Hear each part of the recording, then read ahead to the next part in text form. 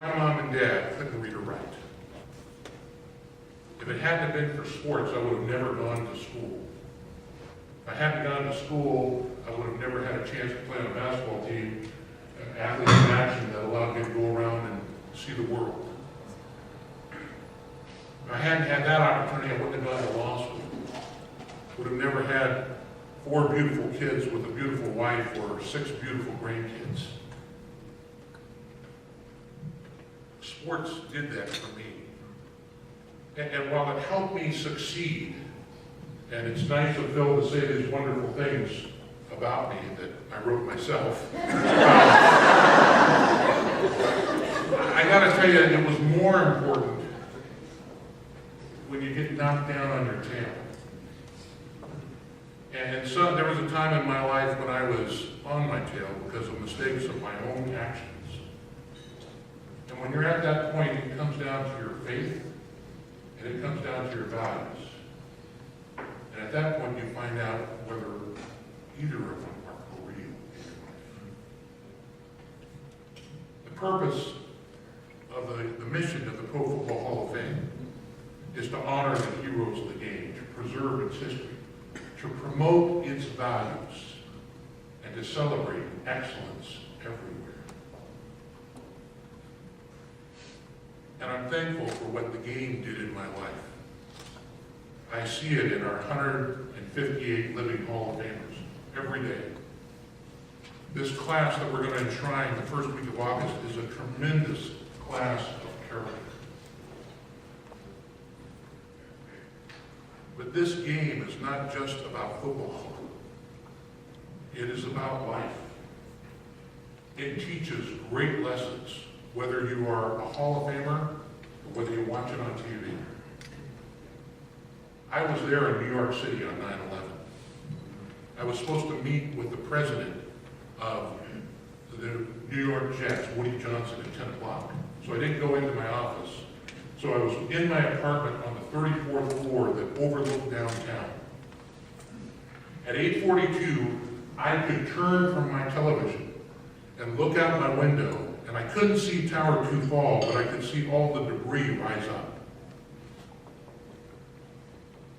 I remember how that great city was paralyzed and how our nation was stunned.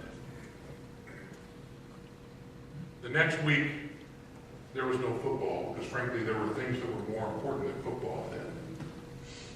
But the following Sunday, to me, was the greatest day in the history of the game. Because on that day, every NFL stadium, for everyone in attendance and tens of millions more watching on television, became a cathedral, a church, a temple, where our nation began to heal. And we started to unite again.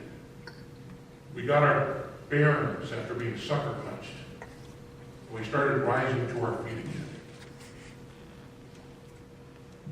A couple of years later, I was invited as commissioner of the Arena Football League to visit Walter Reed Hospital. I don't know if you've ever had that experience, but it is incredibly sobering. I was supposed to go with 2 of my owners, John Elway and John Bon Jovi. And at the last minute, they had to cancel. Well, I'm not a rock star, and I'm not a Hall of Famer. I'm just a 400-pound guy in a suit. So what am I going to say to these 25 guys we're going to visit who were amputees coming back from Afghanistan?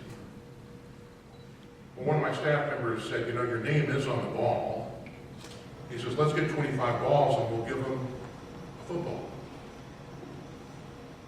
I learned on that day what that thing that is just leather and air could really do in somebody's life. I will never forget a young sergeant who apologized to me because he had no hands to accept what he referred to as so valuable. I barely made it out of that room and walked into another room where there was a young man from Iowa. And he was missing his right arm and his right shoulder and his right leg right at the thigh. And he looked kind of like a human pogo stick. And when I gave him this football, man, he lit up. He talked about playing in the Sandlot. He talked about playing in the high school. He talked about all the lessons he learned and how he was going to need them now. I left him and my staff kind of moved in behind me, and as I turned, his mother was in a rocking chair. And being a father myself, my heart went out to her most of all. And I knelt beside her as if I could somehow give her some comfort. And I said, "Ma'am, thank you so much for the sacrifice your son has made for my family." And I added, "I'm so sorry." And I want you to know that that lady, dear sweet lady, put me in my place right then and there.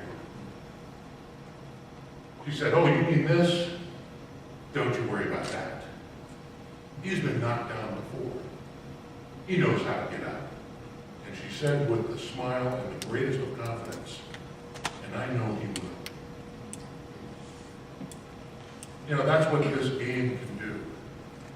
Whether it's a great city, a paralyzed nation, a young soldier, it can teach you how to get up when you're knocked down. This is a community, an incredible community of all of Stark County, of all of Northeast Ohio that comes together once a year and says, "Hey, it's not us. This is greatness.